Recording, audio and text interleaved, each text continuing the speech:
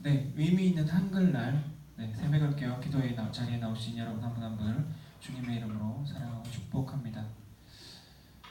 한글날은 우리의 말이 있다는 것과 또 그 으수성의 자부심을 느낄 수 있는 날입니다. 그렇다면 우리는 하나님의 말씀을 지닌 자로 그 말씀의 힘과 능력을 믿고 매일매일의 삶에서 자부심을 가지고 그것을 누리시며 살아가시는 앞부술 여러분들이 되시기를 소망합니다. 오늘 본문은 예레미야 말씀입니다. 예레미야서는 선지서 중에 선지서라고 할 수 있으며 선지자 중에서 가장 우리를 중보하시는 예수님을 닮은 선지자라고 할 수 있습니다.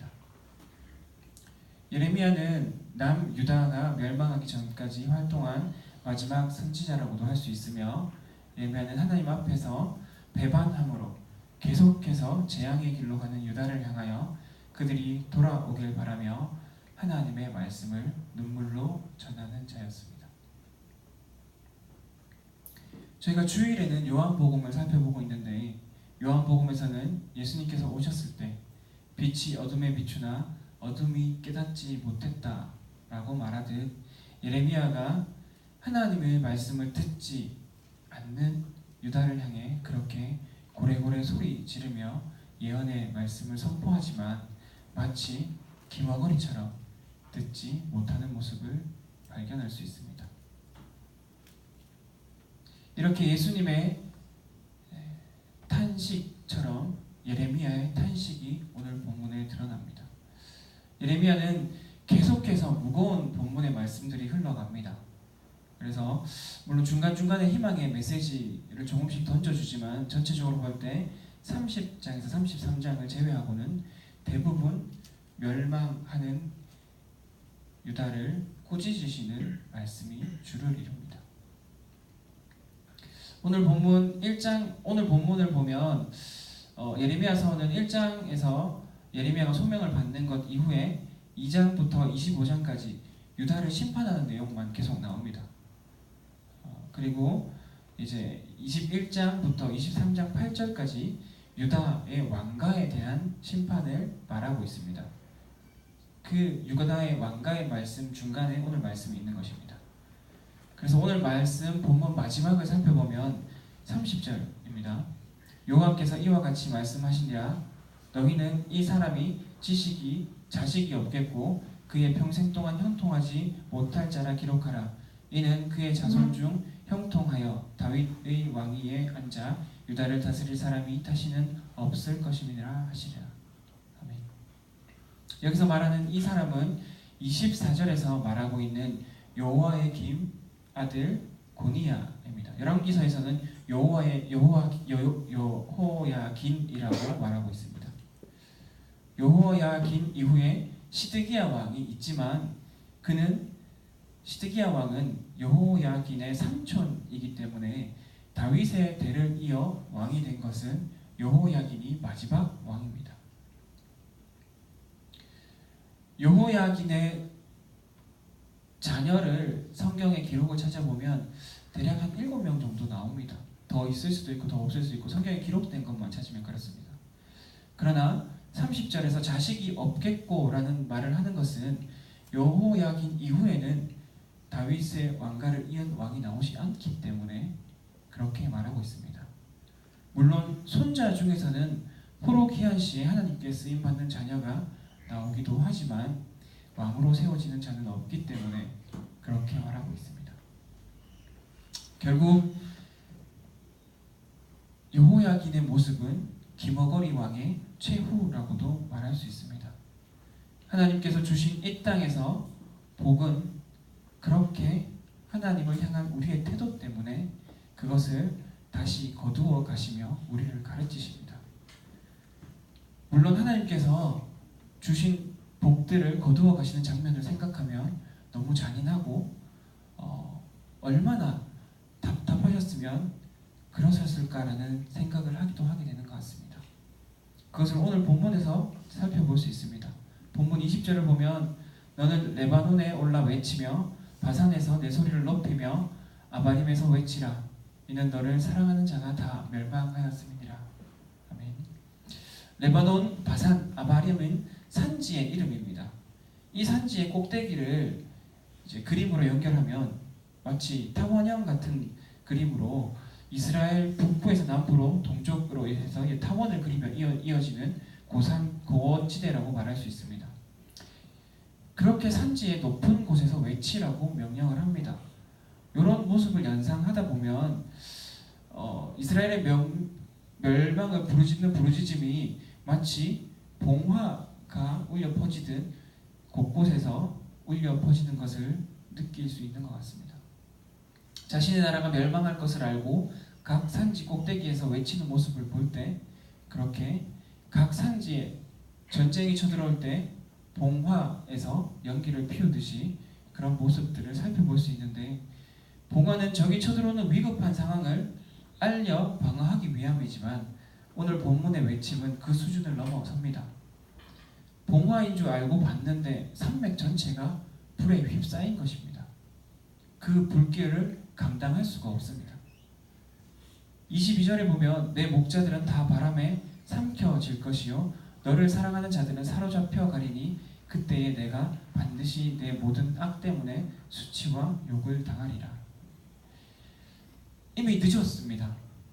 산맥을 휩쓴 불씨가 벌써 눈앞까지 다가온 것입니다. 22절에 바람에 삼켜진다는 것은 말 그대로 먹힌다는 뜻입니다. 바람이 끌고 온 불은 결국 내 목자 왕들의 대를 끊어버렸습니다. 그리고 너를 사랑하는 자들 유다 백성들을 포로로 만들어 버렸습니다. 자신의 모든 악 때문에 수치와 욕을 당한다고 말씀하고 계십니다. 여호와긴의 모습을 보면 이미 적군이 쳐들어와서 감당할 수 없는 모습인 것입니다. 실제로 바벨론의 군사들이 둘러싸고 있습니다. 그래서 여호와긴의 선택은 어머니와 신하들 그리고 지휘관들 그리고 내시들을 데리고 성문을 열고 바벨론 왕에게 엎드립니다. 그 내용이 25절, 26절입니다. 내 생명을 찾는 자의 손과 내가 두려워하는 자의 손 곧 바벨론의 왕 느부갓네살의 손과 갈대아인의 손에 줄 것이라. 내가 너와 너를 낳은 어머니를 너희가 낳지 않으냐 다른 지방으로 쫓아내리니 너희가 거기에서 죽으리라. 비참합니다. 자신을 왕으로 모시며 살아가는 모든 이들 그리고 어머니까지 내어놓게 됩니다. 그렇게 비굴하게 하나님이 아닌 다른 왕 앞에서 무릎을 꿇는 일이 생기게 됩니다. 그리고 27절에 보면 결국에 돌아오지 못하고 거기서 죽게 된다고 말하고 있습니다. 그들의 마음에 돌아오기를 사모하는 땅에 돌아오지 못하리라. 요아긴이 남유다 땅을 통치한 기간은 석 달 열흘, 아주 짧은 시간의 왕자리에 앉았습니다. 왕이지만 왕의 역할을 제대로 하지 못했고 왕이 아니었고 그가 가진 소유는 결국에 모두 바벨론 왕의 것이 되어버렸습니다. 성전과 왕궁의 보물들을 모조리 빼앗기고 솔로몬이 만든 성전의 금그릇을 모두 깨뜨렸고 끌려간 수많은 포로들을 생각할 때 그렇게 불순종한 유다에게 선포한 하나님의 말씀이 성취되고 있는 것을 볼 수 있습니다. 28절에 깨진 그릇은 다름이 아닌 여호와긴이었습니다. 이렇게까지 된 이유는 무엇입니까? 21절에 보면 내가 평안할 때에 내가 내게 말하였으나 내 말이 나는 듣지 아니하리라 하였나니 내가 어려서부터 내 목소리를 청종하지 아니함이 내 습관이라. 평안할 때 하나님께서는 계속해서 우리에게 말씀하십니다. 우리의 삶을 살아가면서 이런 저런 우여곡절이 많습니다. 그런데 그것이 잠깐 생각하면 앞서 언급했듯이 사방이 불길로 휩싸인 사면초가는 아닙니다. 그런 상황에서 하나님께서는 우리가 알아시 들으실 때까지 계속해서 말씀하십니다. 그러다 하다 안 되면 사면 초과의 상황까지 내모시는 것입니다. 그렇게 만드셔서라도 우리를 돌이키고 싶으신 하나님 아버지의 마음이 여기서도 드러나는 것입니다. 그렇게 평안할 때 계속 우리에게 말씀하십니다. 저는 여러분 한 분 한 분의 사정을 알지 못합니다. 그리고 어떤 상황인지도 알지 못합니다. 그리고 하나님께서 여러분들에게 어떤 말씀을 계속하고 계신지도 저는 알지 못합니다. 그러나 확실한 것은 지금도 하나님께서는 여러분 각자에게 거룩한 부담감으로 매일매일 삶에 어떠한 말씀을 주어주고 계십니다. 그리고 그 뜻에 맞게끔 인도하고 계십니다. 그런데 주의하십시오. 하나님께서 이렇게 말씀하십니다. 내가 어려서부터 내 목소리를 청종하지 아니함이 내 습관이라. 하나님 뜻을 분별하기보다 늘 내 뜻이 우선인 모습을 돌아보십시오. 여기서 말하는 습관이란 길, 방식, 태도를 말합니다. 나의 평소의 삶의 방식과 삶의 태도가 하나님 말씀대로 살지를 않습니다. 왜냐하면 듣지 않는 습관이 있기 때문이며 그 습관이 나에게 다른 가치를 더 높이며 살도록 만들어가고 있기 때문입니다. 그래서 말씀의 가치로 우리를 그 습관들로 바꾸어 가도록 애써야 하는 이유가 여기 있습니다. 23절에 보면 레바논에 살면서 백항목에 깃들이는 자여 여인이 해산하는 고통 같은 고통이 내게 임할 때에 너의 가련함이 얼마나 심하랴. 여기서 말하는 백향목은 뿌리가 질긴 나무입니다. 원어의 유래를 보면 확고하다라는 뜻이 있습니다. 무엇에 확고하여 그 신념에 붙잡혀서 살아가는 자에게 해산의 고통이 왔습니다. 해산의 고통이라 하면 그 후에 오는 것은 바로 생명입니다. 그런데 해산의 고통을 지난 자가 생명을 보지 못하는 것입니다. 해산의 고통을 지난 어미가 쉬는 한숨이 세상이 무너질 것 같습니다. 그래서 그 가엾고 불쌍함이 얼마나 심한지 그 모습을 보고 가련하다라고 이야기하고 있습니다. 그 모습이 우리의 모습입니다. 어디엔가 확고하여 해산하는 고통과 같은 열심을 쏟는데도 불구하고 어떤 사람들은, 그리고 경험해본 사람들은 해산의 고통이 죽을 것과 같은 고통이라고도 합니다. 그런데 그러한 열심을 쏟은 모든 공이 결국 아무것도 아닌 것이 된다는 것입니다. 그래서 오늘 본문 29절에는 이렇게 이야기합니다. 땅이여, 땅이여, 땅이여, 여호와의 말을 들을지어다. 우리가 잘 아는 신명기 말씀, 쉐마 말씀이라고 하는 말씀에 6장 4절에서 7절 제가 읽겠습니다. 이스라엘에 들으라. 우리 하나님 여호와는 오직 유일한 여호와시니 너희는 마음을 다하고 힘을 다하여 내 하나님 여호와를 사랑하라. 오늘 내가 내게 명령하는 이 말씀을 너는 마음에 새기고 내 자녀에게 부지런히 가르치며 집에 앉았을 때든지 길을 갈 때든지 누워 있을 때든지 일어날 때든지 이 말씀을 강론할 것이며. 아멘.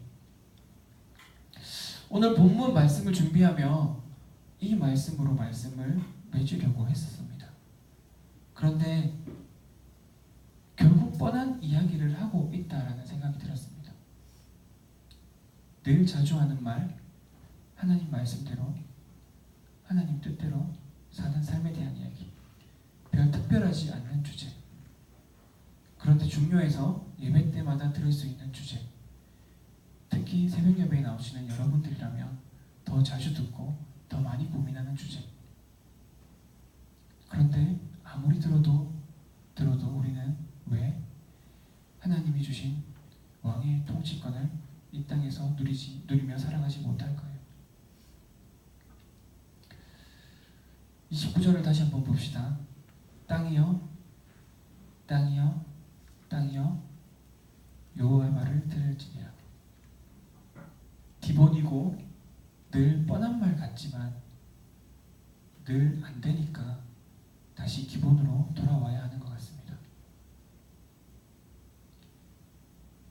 귀머뭇거리 왕에게 꾸짖으시며 그 꾸짖는 것조차 마음이 아파서 울고 계신 하나님 아버지의 마음을 이 시간 기억하길 소망합니다.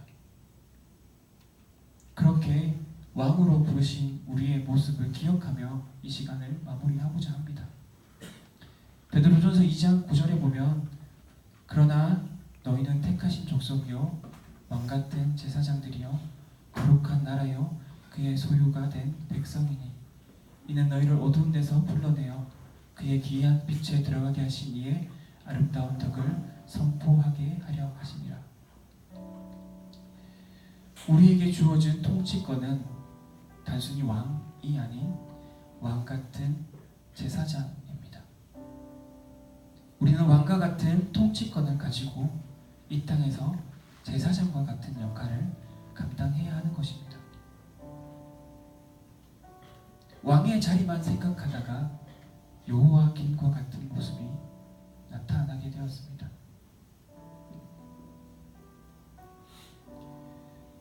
그래서 제사장 같은 역할을 생각할 때 우리가 하나님의 말씀을 듣고 지녀야 하는 습관은 어두운 데서 불러내어 그의 기이한 빛에 들어가게 하신 이의 아름다운 덕을 선포하는 삶입니다. 그 삶은 하나님께서 우리의 마음으로, 입술로, 행동으로 드러나게 하실 것입니다. 그렇기 위해서는 우리가 우리를 돌아봐야 됩니다. 나를 다스리는 가치는 무엇입니까? 나를 가득 채우고 있는 것은 무엇입니까? 진정으로 말씀이 나를 가득 채우기 위해 피워내야 되는 것은 무엇입니까? 진정으로 말씀이 나를 가득 채우기를 기대하십니까? 또한 말씀이 나를 가득 채우도록 마음을 쏟으십니까?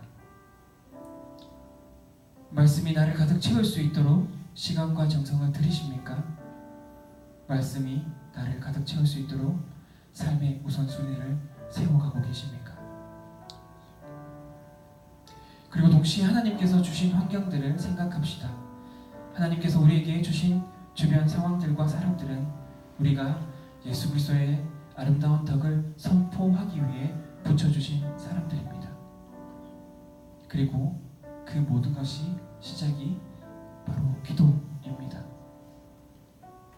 내가 있는 환경 그리고 주변 사람들 모두가 하나님의 뜻에 서기를 기도하며 주변이 예수 그리스도의 아름다운 덕으로 가득 차기를 기대하며 기도를 쉬지 않는 아포스톨 여러분 한 분 한 분이 되시기를 주님의 이름으로 축복하고 기도합니다.